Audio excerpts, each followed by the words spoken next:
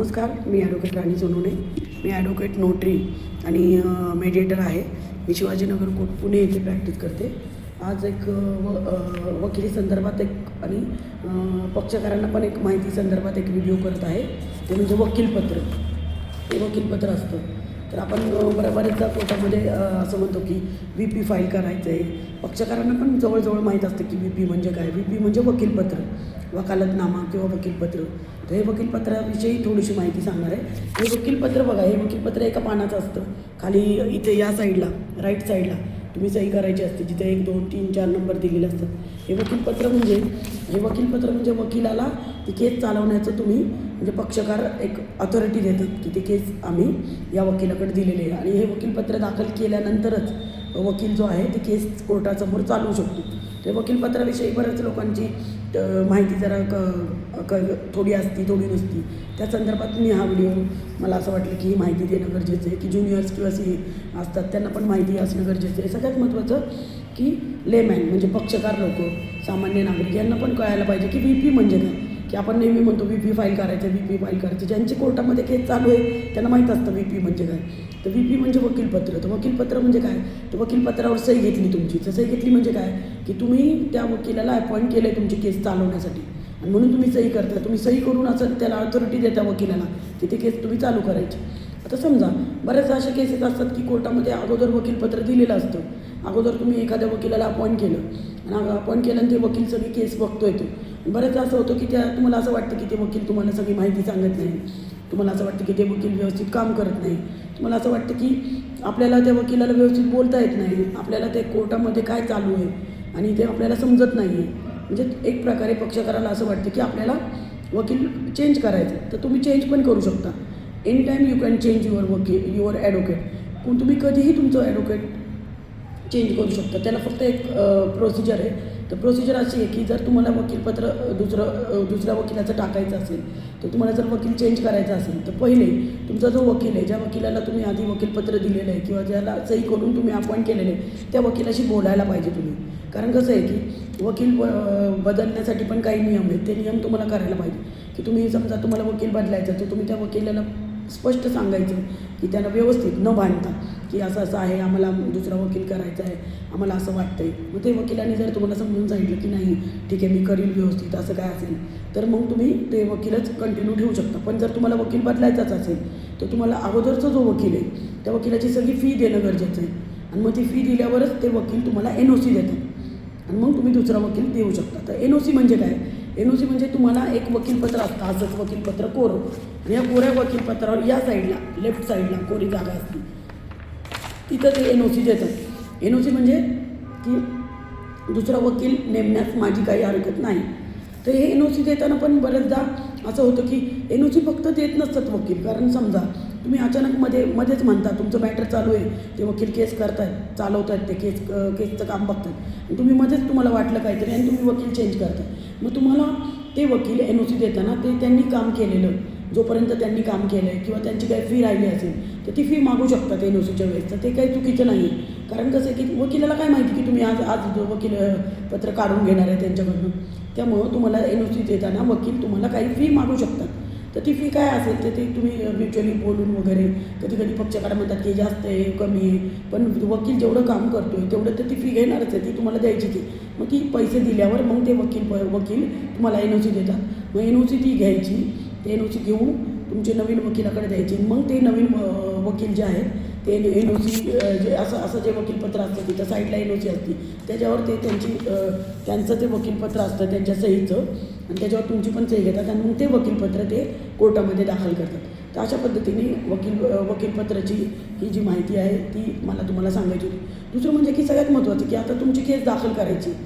वकीलपत्र कधी कधी तुम्ही दाखल करतात म्हणजे वकीलपत्र कधी करतात दाखल कोर्टात, एक तर केस दाखल करताना किंवा मग नवीन मॅटर आलं असेल तेव्हा किंवा पक्षकारांनी सांगितलं असेल की आम्हाला तुम्हाला नेमायचं तेव्हा. तर वकीलपत्र दाखल करताना वकील काही फी घेत असते. आता समजा केस फाईल करताना वकीलपत्र दाखल करतात तर ती फायलिंगची फी असते. पण जर समजा जर तुम्ही कोणत्या वकिलाला अपॉइंट केलं की तुम्हाला त्या अगोदरच्या वकिलाचं काम नाही आवडलं आणि तुम्ही त्या दुसऱ्या वकिलाकडे दिलं तर ते वकील एन ओ सी घेऊन तुम्ही त्या वकिलाकडे जाता नवीन, आणि मग ते वकील पण तुम्हाला वकीलपत्र दाखल करण्याची काही फी सांगतात. तर ती फी सगळ्या वकिलांची असते. ते वकील सांगतात सिनियरिटीप्रमाणे ते त्यांची असते. तर ते वकीलपत्र म्हणजे की ते काम सुरू करणार आहेत आणि ते काम सुरू करण्याची ती फी आहे, ते काम केल्याची ती फी आहे.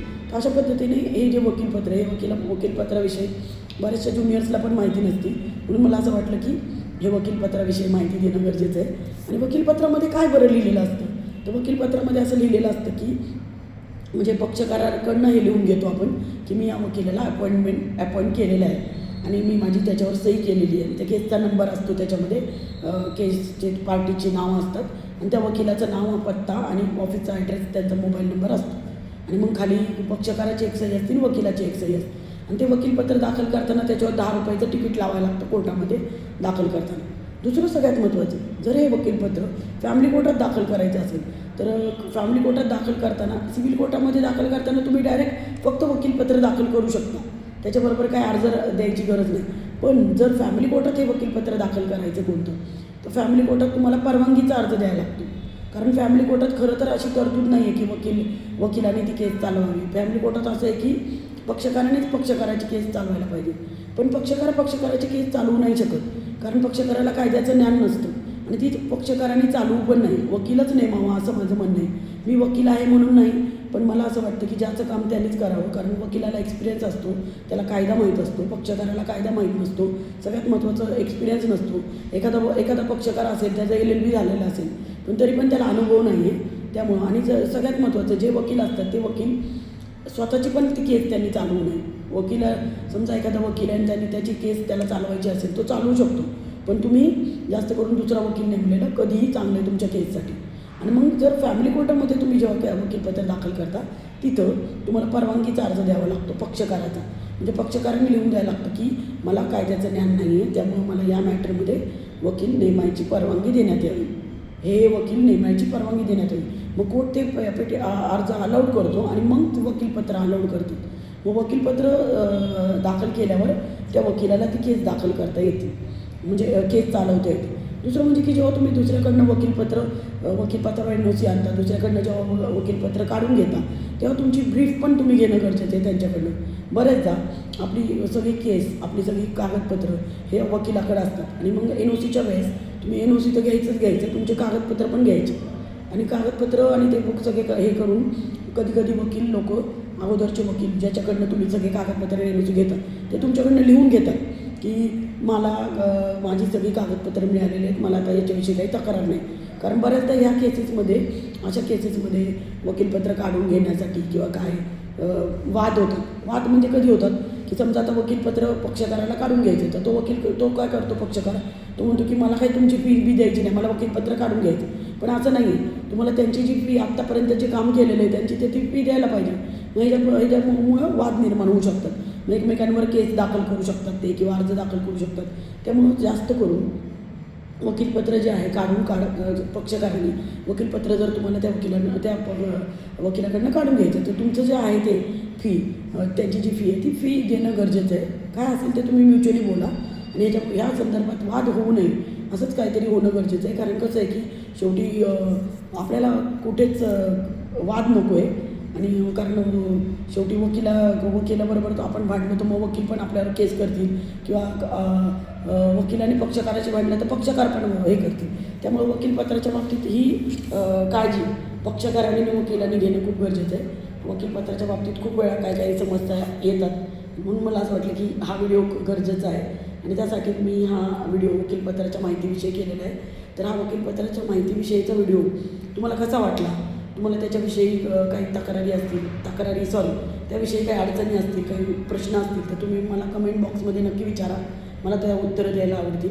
माझं चॅनल हे जे आहे हे ज्युनियर्सच्या गायडन्ससाठी, पक्षकारांच्या माहितीसाठी आहे, अवेअरनेससाठी आहे. तर माझं चॅनल आवडत असेल, तुम्हाला माझी माहिती आवडत असेल तर ते लाईक करा, माझा व्हिडिओ शेअर करा, माझं चॅनल सबस्क्राईब करा. तुम्ही जेव्हा माझं चॅनल सबस्क्राईब करता, माझं व्हिडिओ लाईक करता, त्याला कमेंट करता, ॲप्रिशिएट करता, तेव्हा मला एक नवीन मोटिवेशन मिळतं, ऊर्जा मिळते की चांगले मी व्हिडिओ आपल्यासाठी येऊन ते मी अपलोड करत राहीन आणि आपल्यापर्यंत पोचवत राहीन. तुम्हाला कोणत्या विषयावर जर व्हिडिओ हवा असेल तर मला नक्की सांगा. मला खूप आवडेल त्या विषयावर व्हिडिओ बनवायला. Thank you so much. बाय.